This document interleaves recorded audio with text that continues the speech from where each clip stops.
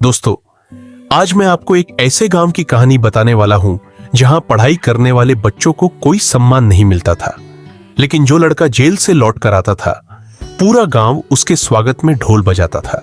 कहानी शुरू होती है रोहन नाम के एक सीधे साधे लड़के से।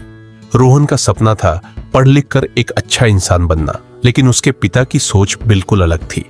जब भी रोहन किताब लेकर बैठता, उसके पिता गुस्से में कहते, हर समय किताब लेकर बैठा रहता है।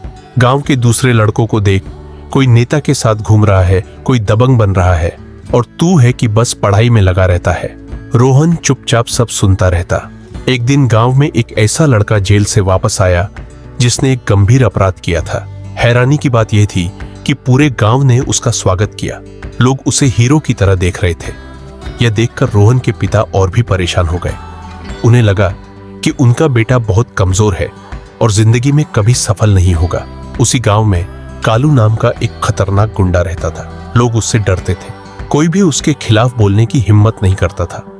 लेकिन गांव में एक बुजुर्ग आदमी था जो हमेशा सच का साथ देता था।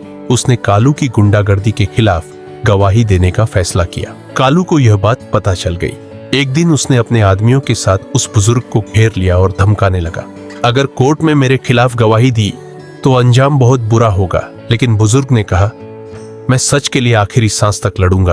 तभी वहां से गुजर रहे रोहन ने यह सब देख लिया। उसने पहली बार डर के बजाय इंसानियत को चुना। रोहन दौड़कर बुजुर्ग की मदद के लिए पहुंचा। उसने कालू और उसके गुर्गों का सामना किया। काफी संघर्ष हुआ और आखिरकार पुलिस मौके पर पहुंच गई। पुलिस ने सभी अपराधियों को गिरफ्तार कर लिया। लेकिन गांव में अफवाह फैल गई कि रोहन ने कालू को मार दिया है और इसी वजह से उसे जेल हो गई है। अब वही लोग जो पहले रोहन को कमजोर समझते थे उसकी तारीफ करने लगे। उसके पिता गर्व से लोगों से कहने लगे, मेरा बेटा बहुत बहादुर निकला। कुछ दिनों बाद सच सामने आया। रोहन जेल नहीं गया था, बल्कि उसने एक निर्दोष बुजुर्ग की जान बचाई थी और अपराधियों को कानून के हवाले किया था। तब गांव के लोगों को एहसास हुआ कि असली बहादुरी किसी को डराने में नहीं, बल्कि सही के लिए खड़े होने में होती है। कहानी का सबसे बड़ा सबक यही है कि समाज जब गलत लोगों को हीरो और अच्छे लोगों को कमजोर समझने लगता है, तब बुराई बढ़ती है। असली हीरो वह नहीं जो लोगों में डर पैदा करे। असली हीरो वह है जो सच, न्याय और इंसानियत के लिए खड़ा हो।